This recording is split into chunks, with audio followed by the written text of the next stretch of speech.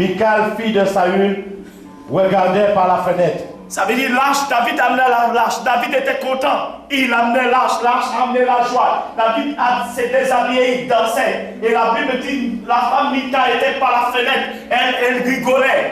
Elle se moquait de David. Elle avait de l'insulte dans son cœur. Mon frère, faites attention, quelqu'un qui a l'arche. Tu l'insultes, c'est grave. C'est pour cela que vous voyez des vies des gens bloqués. Tu es un chrétien, si tu es un vrai chrétien, écoutez-moi bien. Ce soir, je suis en train de vous enseigner. Si tu as un vrai chrétien devant toi et tu le méprises, qui a l'âge de Dieu, tu bloques ta vie.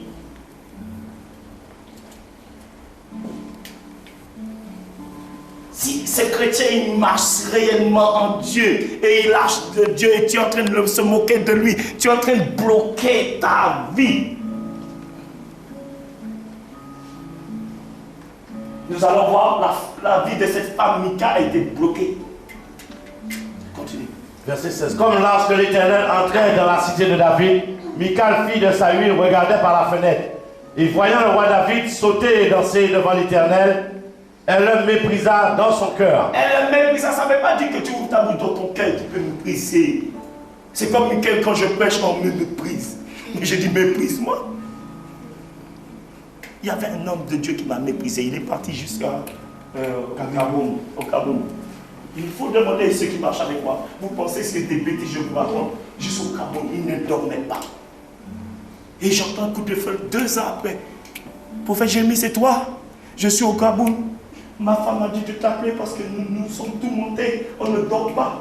Et je viens te demander pardon, j'ai fait du mal, je viens te demander pardon. Pardonne-moi, pasteur, je ne sais pas pourquoi je me suis levé contre toi. Je suis tout monté tous les soirs. Je te demande pardon, je n'ai pas prié, je n'ai rien dit. J'entends un coup de fil et je dis, je te pardonne. Il dit, s'il te plaît, il n'y avait pas que moi, pardonne les autres aussi, nous étions en couple. Je dis, ah bon, vous êtes en couple? Il me dit, s'il te plaît, pardonne les autres. Je dis, non, les autres m'ont appelé. Mon frère, c'est quelque chose de sérieux. Ils sont là, ils peuvent donner des témoignages.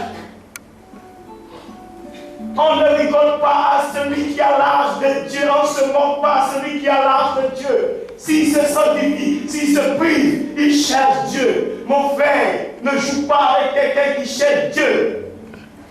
Même la personne qui est à côté de toi, tu ne sais pas comment il marche avec l'Éternel. Ne le méprise pas. C'est pour cela que vous avez des vies bloquées. Quand tu vois un chrétien, regardez tête-mademoiselle, regardez tête-mademoiselle. Mais tête-mademoiselle ni lâche là. Dis à ton frère, tête-mademoiselle ni lâche là. Regardez mademoiselle. Oui, c'est ça les Antillais. Regardez, pour qui capone. Mais ni hache dans l'idée.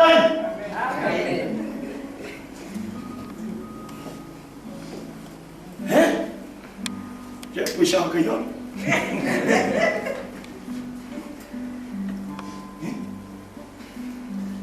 Et voyant le roi David sauter et danser, verset 16. Et voyant le roi David sauter et danser devant l'Éternel, elle le méprisa dans son cœur. Verset 17. Après qu'on eut amené l'arche de l'Éternel, on l'a mis à sa place au milieu de la tente que David avait dressée. Verset 20, on va aller très vite. Verset 20. David s'en retourna pour bénir sa maison. Il se retourna pour bénir sa maison. C'est que sa maison et sa femme étaient là, n'est-ce pas? Bénir sa maison. Regardez, c'est ce qui va se passer. Continue. David s'en retourna pour bénir sa maison et Michal, fille de Saül, sortit à sa rencontre. Elle dit, quel honneur aujourd'hui pour le roi d'Israël de cette découverte aux yeux des servants et des serviteurs, comme se découvrirait un homme de rien. Un homme de rien, ça veut dire qu'il a dit c'était un homme de rien.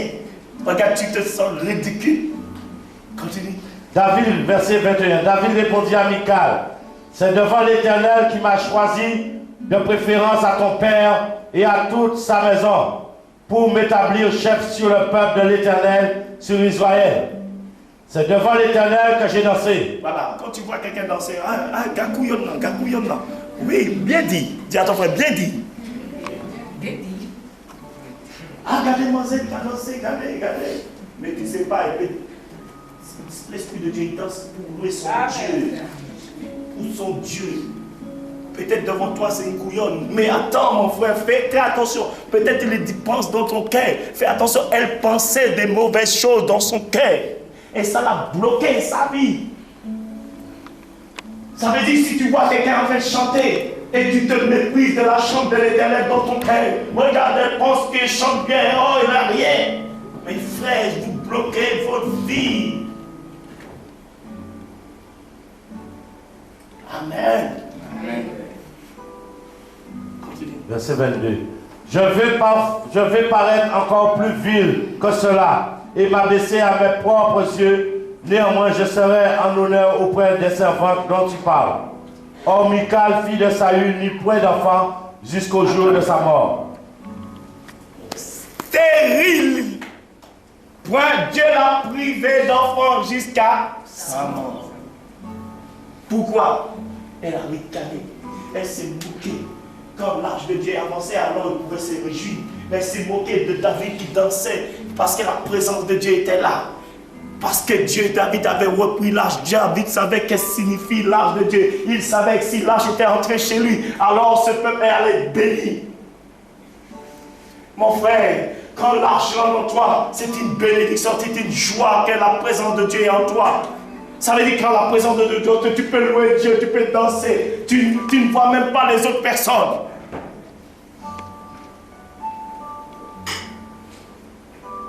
C'est celui qui a lâché les livres. Amen. Nous allons prendre un Samuel. Pour je finir avec un Samuel 4.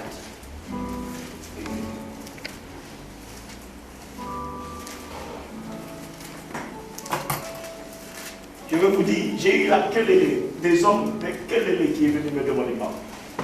J'ai rien dit. Hein? Prophète Jérémie, je te demande pardon. Moi-même, je ne sais pas qu'ils ont quelque chose contre moi. Mais ils viennent me demander pardon. Mais je ne dois pas leur tenir le pardon. Je te pardonne. Il y avait un frère, il faisait quel respect. Il me méprisait. Il allait voir des pasteurs, il allait dire des choses au pasteur, que le pasteur peut se mépriser, il dit que le pasteur ne suis pas appelé de Dieu. Et à la fin, il vient, pasteur, j'étais assassiné, je t'ai fait une salade sous toi. Il vient me dire cela, pasteur, je te demande pardon, mon frère.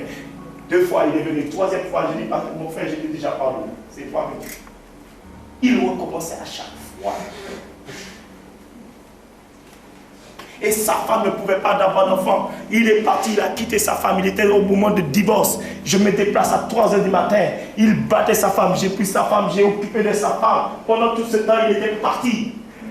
Et sa femme voulait le divorce. Je dis, femme, tu ne peux pas divorcer. Quel que soit ton mari, c'est ce qu'il te fait. Dieu peut le réparer. Moi, je ne peux pas te conseiller de divorcer. Moi, je sais que moi, c'est ce que Dieu a béni. Je ne peux pas le défaire. Mais je dis, nous prions. La femme dit non. Et cette femme ne pouvait pas avoir d'enfant. Vous savez, 9 mois, cette femme va rester chez moi. Et je vais prier. Cette femme va avoir un enfant. Et le mari va venir, il va dire, ah, tu as couché avec ta femme. Et l'enfant ressemble sa tête. La femme était stérile. Impossible d'avoir un enfant. Et 9 mois, elle portait elle portait le samal, comment ça s'appelle? La grossesse. Alors, une soeur a amené une chaise. Elle dormait 9 mois sous une chaise. Et tous les matins, j'impose les mains. Et le sang coulait. Et un jour, le frère est retourné. Il a dit, pasteur, vraiment, tu es un pasteur. Vraiment, ma femme ne pouvait pas avoir d'enfant. Vraiment, tu es un pasteur. Vraiment, je te bénis. Et à un moment, il vient, le sang coule. Et il dit, j'ai perdu l'enfant. J'ai dit, tu n'as rien perdu, l'enfant est là. Et l'enfant est sorti. Aujourd'hui, ils sont pleins d'enfants. Amen. Mais je l'ai fait du bien, mais il m'a se moqué de moi. Sa femme était stérile, privée d'enfants. C'est pour cela, même si que les gens vous méprisent, continuez à faire du bien. Amen. Amen. Continuez à faire du bien.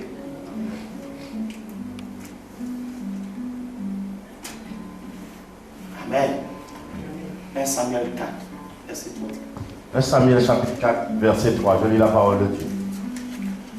Le peuple rentra au camp, et les anciens d'Israël dirent, Pourquoi l'Éternel nous a-t-il laissé battre aujourd'hui par les Philistins? Pourquoi l'Éternel nous a laissé battre aujourd'hui par les Philistins? Ça veut dire qu'ils n'avaient pas l'âge. Mon frère, c'est difficile si tu n'as pas la présence de Dieu. Si tu n'as pas l'âge en toi, tu perdras tous les combats qui se présenteront devant toi. Et le peuple se posait la question, pourquoi nous avons perdu le combat? Pourquoi tu perds le combat, mon frère? Ça veut dire qu'un chrétien ne perd pas le combat. C'est impossible. Ça veut dire que si tu perds le combat, mon frère, c'est que l'arche de Dieu n'est pas en toi. Et soit tu as péché. Amen. Et nous allons voir pourquoi ils n'ont pas eu le combat. Pourquoi l'arche n'était pas là. Et ils ont été chercher l'arche en pensant qu'il va avoir le combat.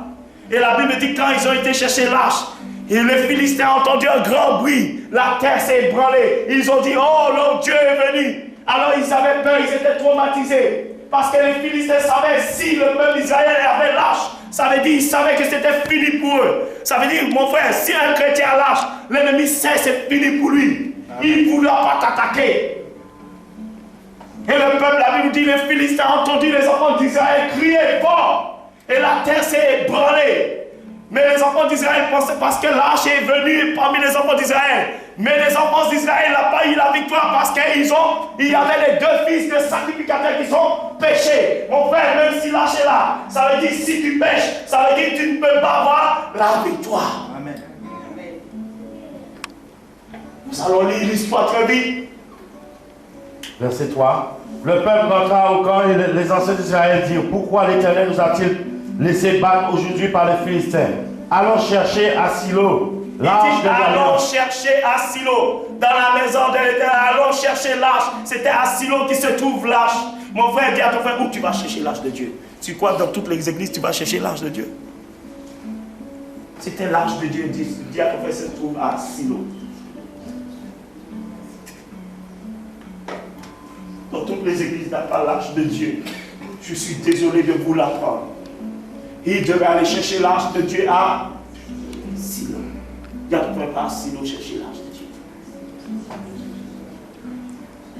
Allons chercher à Silo l'arche de l'Alliance de l'Éternel, qu'elle vienne au milieu de nous et qu'elle nous délivre de la main de nos ennemis. Parce qu'il savait si l'arche de Dieu vient au milieu d'eux, il va les délivrer de la main de leurs ennemis.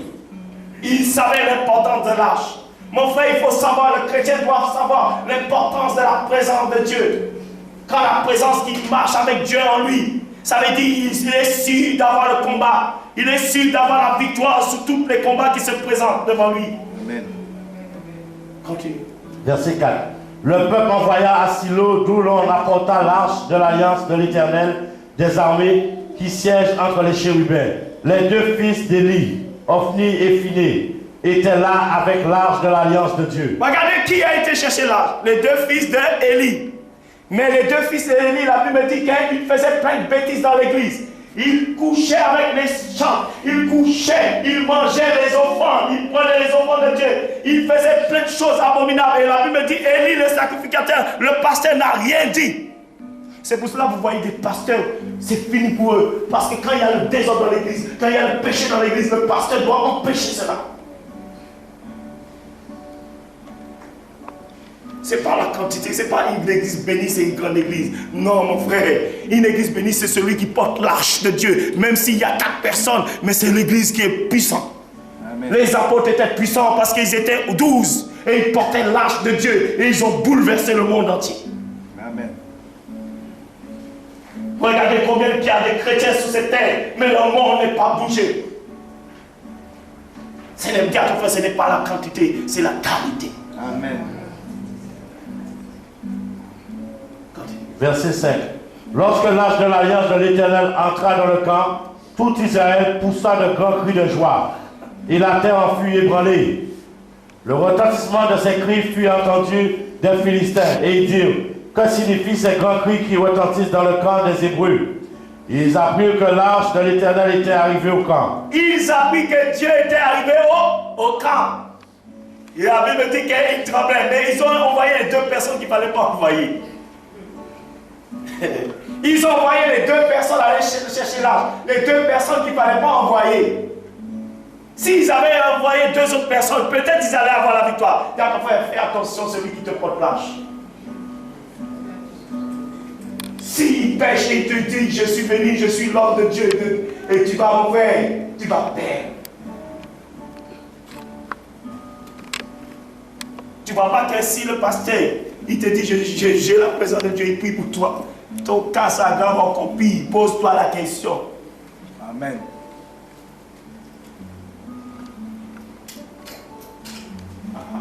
L'église dort. Vous écoutez. C'est ça qui est bon pour vous, la nourriture pour grandir spirituellement.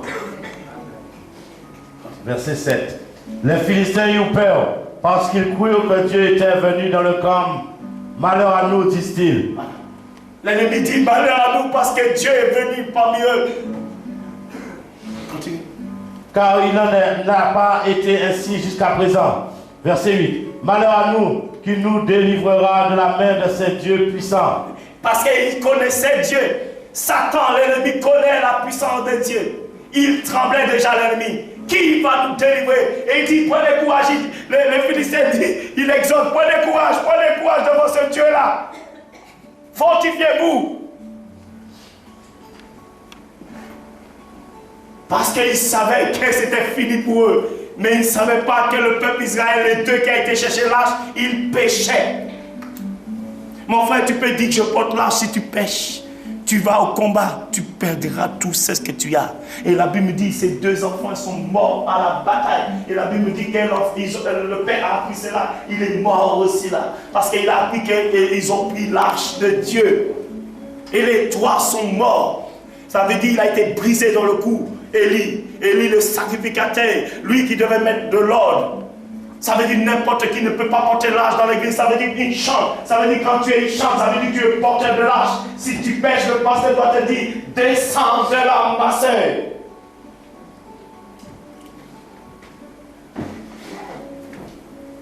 Ah, vous me regardez. Ce n'est pas question comment s'appelle, un pasteur dur. Ce n'est pas question, c'est de priver, pour te priver la vie.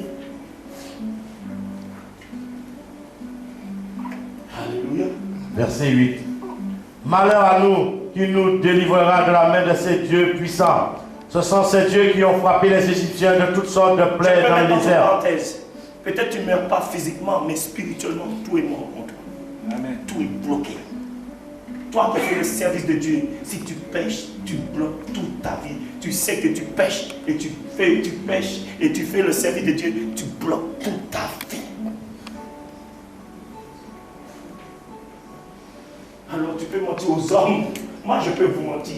Mais si je pêche, je bloque toute ma vie. Je détruis mon mariage, je détruis mon foyer, je détruis tout. Ça veut dire que je ne peux pas faire semblant d'être un bon pasteur. Et or je fais des choses derrière.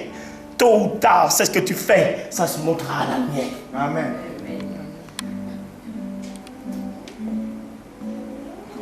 Ce sont ces dieux qui ont frappé les Égyptiens de toutes sortes de plaies dans le désert.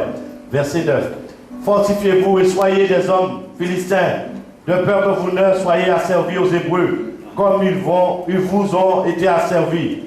Soyez des hommes et combattez. Les Philistins. Verset 19. Verset 19. Sa belle-fille, femme de Phiné, était enceinte et sur le point d'accoucher. Sa belle-fille, femme de Phiné, ça veut dire parmi les 2 fils, était enceinte. Écoutez-moi, continue. Et sur le point d'accoucher, lorsqu'elle entendit la nouvelle de la prise de l'arche de Dieu, de la mort de son beau-père et de celle de son mari, elle se courba et accoucha, car les douleurs la surprirent. Comme elle allait mourir, les femmes qui étaient... Regardez, à cause de 2 fils, à cause de Phiné, sa femme va mourir. Ça veut dire, vous qui portez l'arche, vous pouvez détruire toute votre famille. Vous pouvez détruire votre femme, vous pouvez détruire votre enfant. Et quand elle va accoucher, elle va donner un nom à l'enfant. Qu'est-ce qu'il va dire? Comme elle allait mourir, les femmes qui étaient auprès d'elle lui dirent, ne crains point, car tu as enfanté un fils. Mais elle ne répondit pas. Il n'y fit pas attention. Elle appela l'enfant Kabod en disant, la gloire est bannie d'Israël. La gloire a quitté la maison d'Israël. la gloire a quitté Israël. Ça veut dire l'enfant disait, répète le nom. Ichabod. Ichabod, ça veut dire la gloire a quitté la maison de Dieu. La maison d'Israël. Ça veut dire, mon frère, la gloire peut te quitter. Redis le nom. Ichabod. Ichabod, ça veut dire la gloire de Dieu t'a quitté si tu pêches. Ça veut dire l'enfant même, ça veut dire que l'enfant même, la gloire de Dieu n'était pas sur cet enfant. Acclame très fort. Parce qu'il portait le nom. Ça veut dire son beau-père était mort, son père était mort, sa mère était morte et lui il était privé de la gloire de Dieu. Toute une génération privée de la gloire de Dieu. À cause de qui? À cause du grand-père. Parce que le grand-père devait dire à ses enfants, non, ne portez pas l'âge de Dieu comme cela. Ne servez pas Dieu comme cela. Nous, en tant que parents, nous devons dire non. Ne servez pas Dieu comme cela. Mais quand un parent pousse à sa fille à aller coucher, ou un parent pousse à son fils à aller voir des femmes, alors mon frère, tu vas voir ce qui va arriver dans ta maison.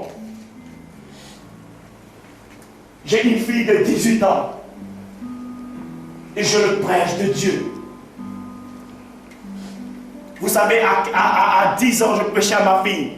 Et comme mon ex était en colère, ils ont été chercher la gendarmerie. Et ils m'ont dit, interdit de prêcher pour mon enfant. Ils m'ont fait marquer une lettre. Interdit de prêcher pour mon enfant. Et ils m'ont mis en cajot. À cause de la parole de Dieu. Interdit de prêcher pour mon enfant. Cette femme voulait la liberté. Il a dit, moi je veux vivre, je ne veux pas ton Dieu. Et elle a pris l'enfant, elle a mis l'enfant dans ces choses. Faites attention, vous qui mélangez votre enfant dans cela. Et j'étais au bout, je pleurais, Seigneur.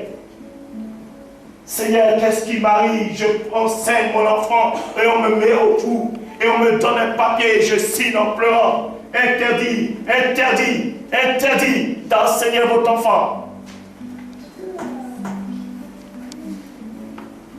Mais j'étais en train dans le trou, en train de pleurer. Et oh, il y avait un enfant de pasteur qui arrivait à 2 h du matin dans le trou. Et je dis, Seigneur, pourquoi tu m'as mis au trou? Il m'a dit, voilà, je voulais que tu prêches à cet enfant. Et l'enfant du pasteur me dit, je suis enfant de Dieu. Je suis enfant de pasteur, mais j'écoutais pas mon père parce qu'il était pasteur. Aujourd'hui, je me trouve au trou. Pasteur, prie pour moi, il me levait à chaque fois. Et j'avais besoin, j'avais ma souffrance déjà, à cause de ce qui est arrivé. Mais il dit, pasteur, tu es pasteur, prie pour moi. Et je dis, Seigneur, c'est quoi ce plan-là? C'était un enfant de pasteur qui était dans le banc. Je l'ai laissé le banc pour dormir, il n'y avait qu'un seul banc. Et je prie. Et il dit, maintenant, je vais donner ma vie à Seigneur Jésus. Je dis, reçois le Seigneur Jésus. Et il est parti. Et le matin, on m'a venu me libérer. J'ai dit, Seigneur, pour un garçon, tu m'as envoyé ici. Vous ne savez pas la souffrance d'un pasteur où Dieu le fait passer pour le moudrer, pour le détruire, pour le briser, humilié. Humilié par ton propre enfant, humilié par tout. Pour l'évangile de Dieu, à cause de l'arche de Dieu.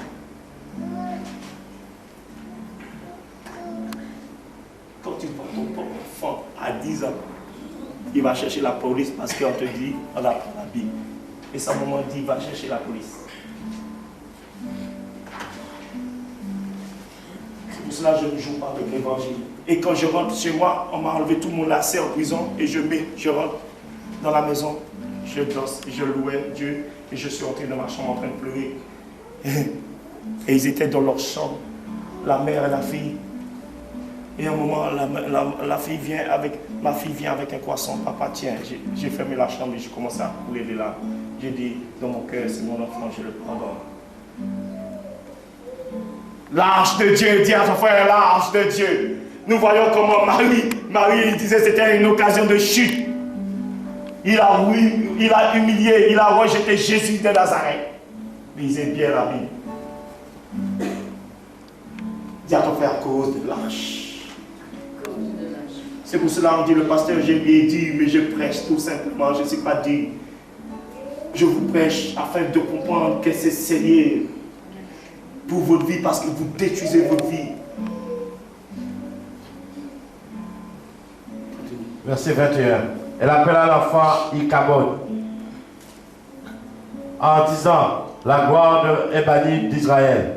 C'était à cause de la prise de l'arche de Dieu et à cause de son beau-père et de son mari. Voilà, il dit à cause de la prise de l'arche de Dieu et à cause de son beau-père et à cause de son mari. À cause de ton beau-père, à cause de ton mari, ça veut dire la gloire de Dieu peut quitter ta maison. Toi qui écoutes ton beau-père, toi qui écoutes la famille, tu as ton frère Abraham.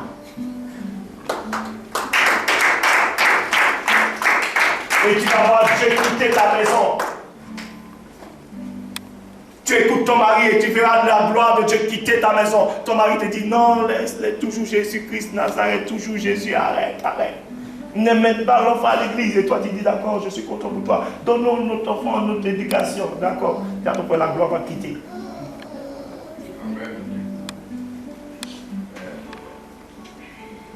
L'église écoute.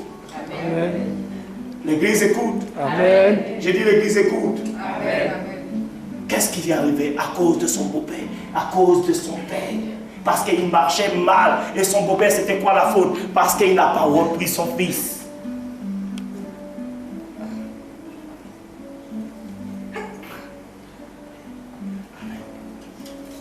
Combien de personnes qui ont perdu la gloire de Dieu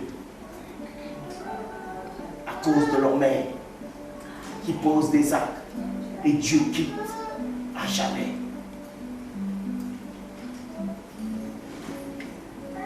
1 Samuel 5. Je ne vais pas encore donner tous mes témoignages, comme ça vous serez priés devant vous. Où Dieu m'a passé. Dieu m'a passé dans le monde inex. Il a fait monde inex.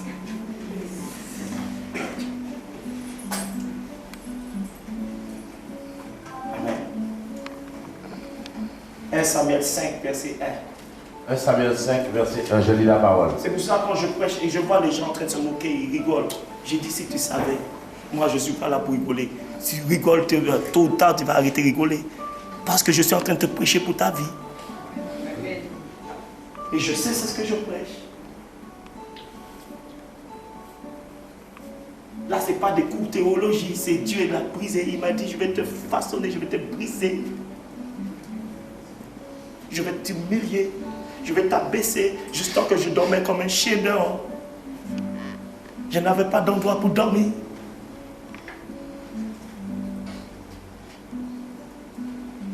Je me lavais avec une bouteille d'eau dans un garage. Et l'enfant et la maman me disaient, tu es un chien. Et je dormais, je prenais un carton, je dormais comme un chien.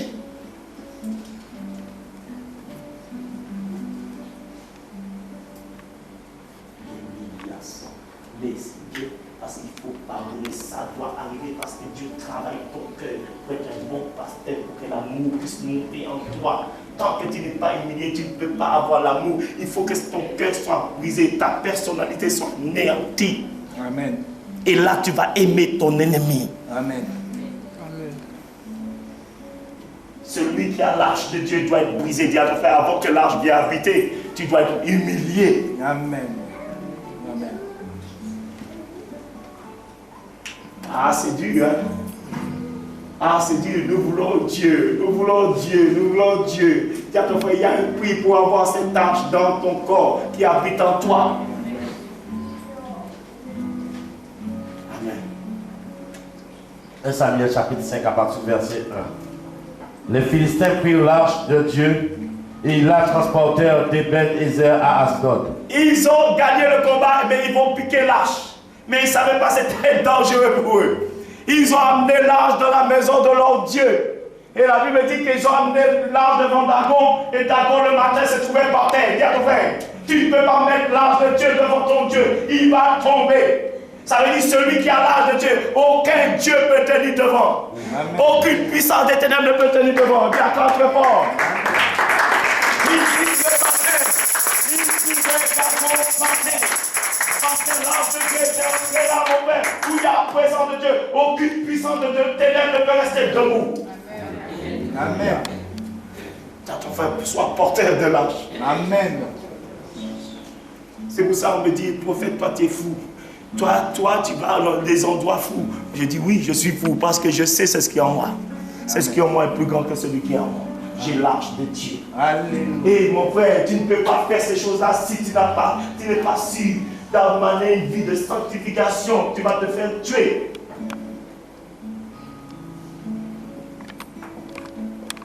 Vous pouvez demander Freddy là-bas où on a été la Côte d'Ivoire. Il va vous poser la question.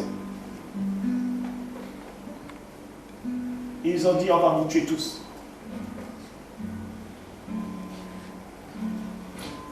Amen. Aujourd'hui, je suis en vie, il est en vie. Et un pasteur me dit, tu es sorti de Lakota. J'étais Lakota, Dieu ne m'avait pas dit c'est quoi Lakota. La première fois j'y vais à la Côte d'Ivoire, Dieu me dit, va prêcher, on m'a appelé. J'y vais à Lakota, 8 heures de voiture, 8 heures d'avion, 8 heures de voiture. Et pendant la soirée, j'arrive à Lakota, mais je sens l'oppression autour de l'hôtel. Mais je dis, c'est quoi ça? Je n'ai pas dormi pendant 7 jours, en train de prier, chercher Dieu. Où tu sentais la puissance des ténèbres. Et maintenant, quand il s'est passé quelque chose, le pasteur, maintenant, je vais quitter Lakota, je vais